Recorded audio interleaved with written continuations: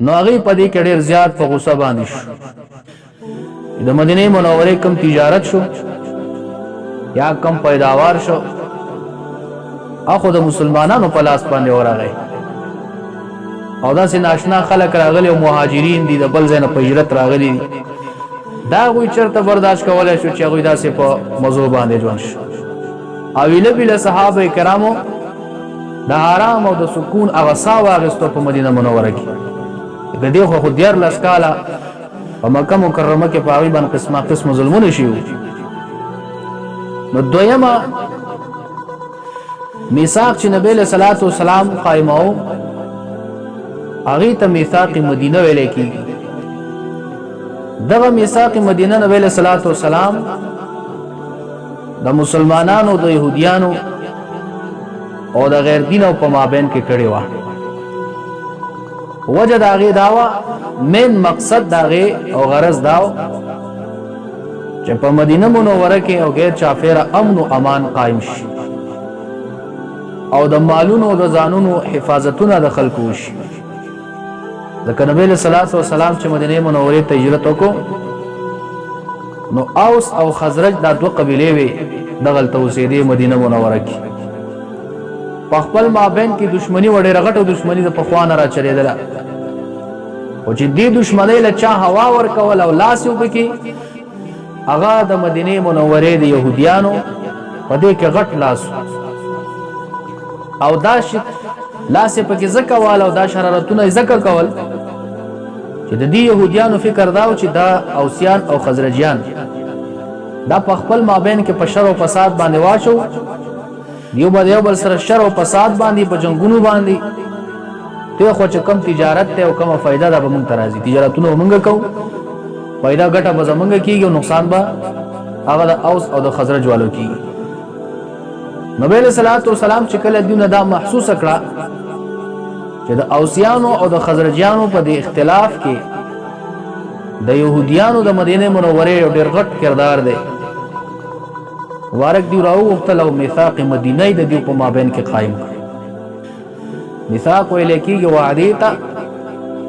او مدینه اوس ځکه لګی چې دا وعده د دې پیرکو په خپل مابین کې په مدینه منوره کې شو وه، میثاق مدینه ورته وایي. دا نبی علیہ الصلوۃ والسلام دغه فرقو چې مسلمانان صحابه کرام مهاجرین او انصار دي او د مدینه منورې اوسیان خزرجیان او یهود دي، د دې په مابین کې نبی علیہ الصلوۃ والسلام دا میثاق وکړ. په دغه میثاق مدینه کې 40 نکات چې کوم دی هغه شو، یعنی 40 خبرې د دې داسې وې چې په هغوی باندې وعده وکړه د یو بل سره چې موږ به دا سرته رسوو. 40 خبرې، هغه 40 خبرې چې بیانې هغه ډېر زیات ټیم اخلي او بعضې ضروري خبرې به ترېنه عرض کړو. یوه خبره په دغه میثاق مدینه کې دا وشوه چې مسلمانان دا ځان ته یو گروه دی، دا ځان ته یو ټولګی دی، دا د یهودیانو سره او د اوس او خزرج والا سره سکار نه ساتي، بلکې دا ځان ته یو ټولګی دی. لکه کله چې د پاکستان او د هندوستان تقسیم کېده او د دې تقسیم هغه نظریه علامه اقبال پیش کول نو هم دا ویلي کنه چې مسلمان دا یو جدا قوم دی، هندوان غیر مسلمه دا جدا قوم دی، دا یو ځای په یوه خطه کې نشي اوسېدلی، د دیو اوسېدل دا ناممکن دي. نو ځکه بیا پاکستان او هندوستان جدا شو. نو دغلته هم نبی علیه الصلوۃ والسلام مبارک دا خبره وکړه چې مسلمانان دا جدا گروه دی. دویمه خبره په دغه میثاق مدینه کې دا ولیکله چې کم یو څوک ظلم کوي، ظالمي، ټول خلک پر راپورته کېږو د دغه ظالم په خلاف په متحد کېږو او د مقابله وکړو، دی به د ظلم نه قلارو. او درېمه خبره پکې دا ولیکله چې کم کس مظلوم په هغه باندې ظلم کېده د دې مظلوم به مدد کولی شي، د ده سره به ودرېږو. څلورمه خبره پکې دا ولیکله چې کومه جګړه راځي، کم اختلاف راځي، کومه فیصله راځي، دا به نبی علیه الصلوۃ والسلام ته وړو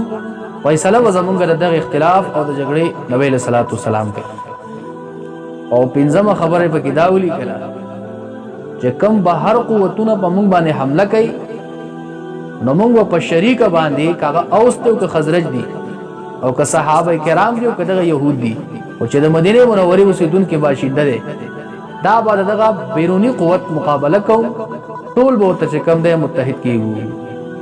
لہذا ډیر زیات خبرې پکې ولیکل شوې او دغه خبرو باندې دیو د یو بل سره اتفاق راغی وعدی د یو بل نواغستل میثاق او کو د یو بل سره چا موږ په دغه خبرو باندې اوسېږو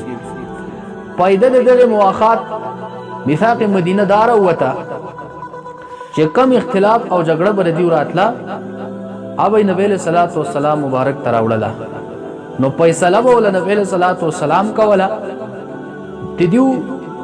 هغه کم چې نشر اشاعت د دینو د دین اسلام نو په دین میثاق مدینه باندې داغه ډیر زیات چې کم د انحصار وجداوا چې نبی له صلوات و سلام د ټولو به حیثیت سربراه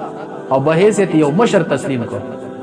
چې هر فیصله به نبی له صلوات و سلام تراتله او مبارک په الله تبارک وتعالى د حکم موافق د دیو دغه جګړې او د اختلاف په مابین کې حکم فرمایلو او دغه مسجد نبوي شریف دا د مسلمانانو لپاره درسګاه وګرځیدا د دین په نبی له صلوات و سلام مبارک ته خلکو ته تعلیم ورکاو کم ځکه چې بچاته د دعوت ضرورت نبی له صلوات و سلام پر دې ځنه دعوتونه لېګل دغه یو چې کم یو قسمه دارالخلافه وګرځیدله